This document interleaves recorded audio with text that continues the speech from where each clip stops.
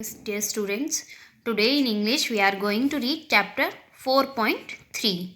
The name of the chapter is The Cock and the Fox. So, in this chapter we will read a story, a fable about a cock and a fox. Okay, so open your book at page number 105.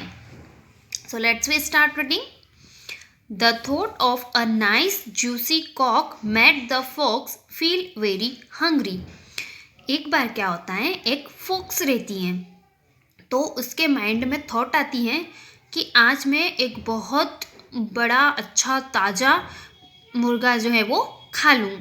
तो ये सोच के उसको वो hungry हो जाती है, उसको भूख लगने लगती है. She decided to go out and look for one. और वो डिसाइड करती है कि वो बाहर जाएगी और एक नाइस जूसी को ढूंढेगी खाने के लिए. This fox was a she, a vixen. यहाँ पे जो फॉक्स हैं उसके लिए शी यूज़ करेंगे हम, ठीक है. उसका फीमेल जेंडर होता है विक्सन, सो विक्सन की तरह यूज़ करेंगे हम यहाँ पे फॉक्स. तो शी जहाँ पे भी आएगा वो फॉक्स के लिए आएगा. She forgot all her fears and ran straight towards the village. तो क्या होता है, she forget all her fears, वो अपने सारे डर भूल जाती हैं और भाग के सीधे कहाँ जाती हैं, towards the village, विलेज की तरफ जाती हैं. और वो किस चीज़ का फियर भूल जाती हैं वो हम at the end of the story हमें पता चलेगा. ओके.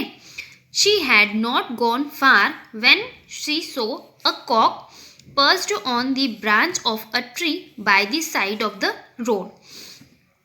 और जैसे वो बहुत ज़्यादा दूर नहीं जाती हैं और उससे एक कॉक दिखता है.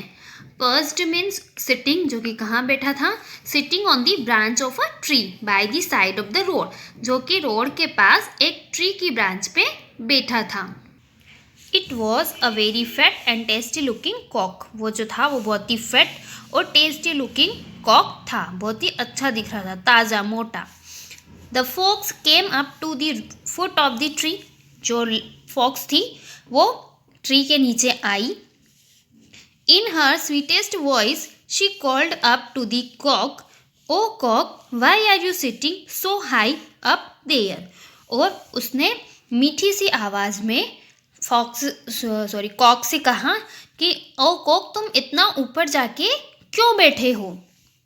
Y don't you come down, तुम नीचे क्यों नहीं आ जाते. I have some very good news for you, मेरे पास तुम्हारे लिए एक बहुत अच्छी न्यूज़ है. You will be pleased to hear what I have to say, और तुम ये सुन के बहुत खुश हो जाओगे जो मैं तुमसे कहने वाली हूँ. The cock was silent. Cock जो था वो साइलेंट था. It narrowed its beady eyes and closed the branch a little tighter. तो उसने क्या किया, कॉक ने जो है अब कुछ देर सोचा एंड फिर जो ब्रांच पे वो बैठा था उसको मोर लिटिल टाइटर, और ज़्यादा, क्लोज्ड मीन्स हेल्ड टाइटली, और अच्छे से टाइट ब्रांच को पकड़ लिया. The fox made her voice sweeter and spoke this to the cock. तो जो फॉक्स थी उसने अपनी वॉइस को और ज़्यादा मीठी आवाज़ में बोली. क्या बोली, do believe me cock, cock मेरा विश्वास करो. From now all the foxes want to be friendly with all the cocks, hens and chickens. उसने कहा कि अब जो सारी फॉक्सेस हैं वो सारे कॉक्स, हैंस और चिकन्स, ठीक है, मीन्स मुर्गे, मुर्गियाँ और उनके बच्चे, उन सब से जो हैं फ्रेंडशिप करना चाहते हैं.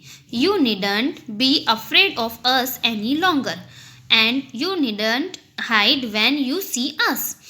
और वो कहती हैं कि अब तुम लोगों को हमसे डरने की ज़रूरत नहीं है और ना ही अगर आप हम लोगों को देखें तो तुम लोगों को हमसे डर के छुपना है, ठीक है. ऐसा तुम्हें करने की ज़रूरत अब नहीं है क्योंकि अब हम सब लोग फ्रेंड्स बनने वाले हैं.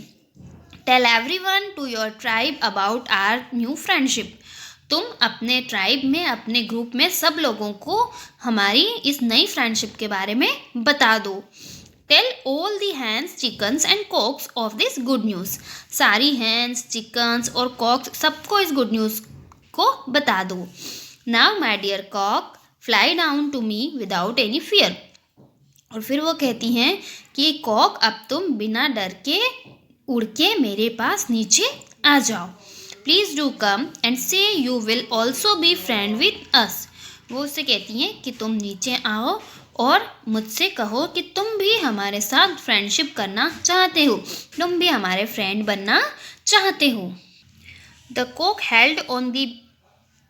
held on to the branch even more tightly and spoke to the fox just as sweetly। और जो कॉक था वो ब्रांच को और ज़्यादा अच्छे से पकड़ लेता है और फॉक्स से कहता है in sweet voice, how nice of you dear fox, how pleased I am to hear such happy news.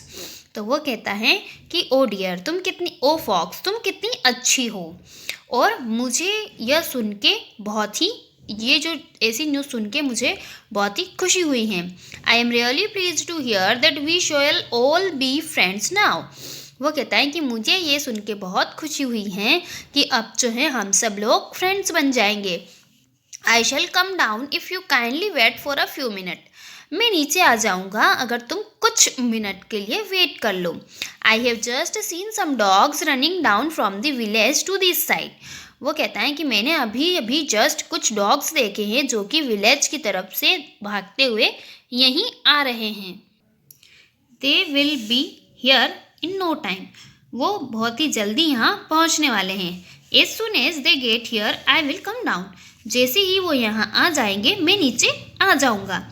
And then we can all shake hands and be friends. और फिर हम सब लोग शेक हैंड करेंगे और फ्रेंड्स बन जाएंगे। The folks was afraid when she heard the dogs were coming to that side। तो जो फोक्स हैं वो जैसे ही ये सुनती हैं कि डॉग इधर आ रहे हैं वो सुन के डर जाती हैं। तो यहाँ से हमें पता चलता है कि जो फॉक्स थी उसको किस चीज़ का फियर था, द विलेज डॉग्स, जो विलेज में डॉगीज रहते हैं उनका उसे फियर था। तो जब कॉक ने उसे बताया कि जो डॉग्स हैं वो इधर आ रहे हैं तो उसने क्या किया, she was so filled with fear that she forgot all about the nice juicy cock। तो वो इतना डर गई कि वो उस नाइस जूसी कॉक के बारे में भूल गई।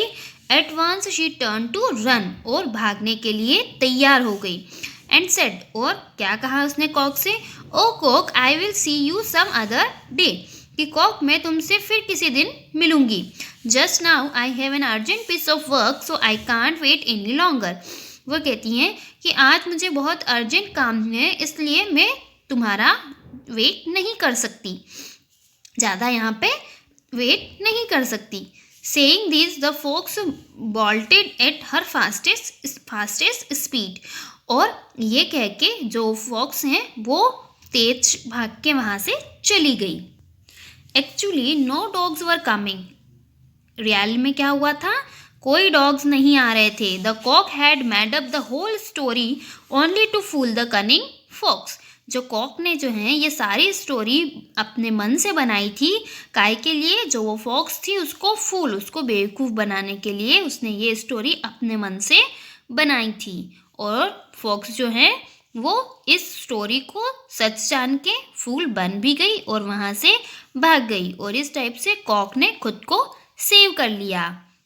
ओके, सो हमको भी हर सिचुएशन में अपनी इंटेलिजेंसी का यूज़ करना चाहिए और हमें खुद को भी ऐसे लोगों से बचा के रखना चाहिए जो कि हमें मीठा बोल के नुकसान पहुंचा सकते हैं। Okay, so that was our story and I hope you all have enjoyed it।